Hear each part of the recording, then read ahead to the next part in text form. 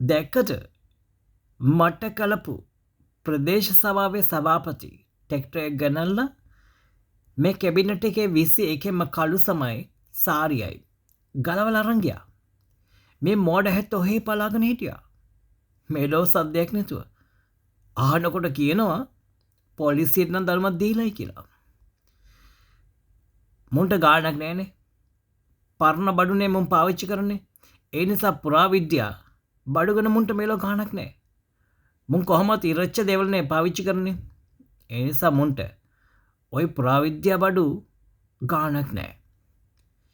හැබැයි රටේ මිනිස්සු කල්පනා කරන්න ඕන. මේ මෝඩ හැත්ත මේ රට කොයි බඩද ගෙනියන්නේ? මුන්ගේ ආණ්ඩුවේ තත්ත්වය මෙහෙමනම් හෙට වෙන දවස මේ රටේ තත්ත්වය කොහොම වෙයිද? ඒ නිසා රටේ මිනිස්සු කරුණාකරලා පොඩ්ඩක් අවදි වෙන්න.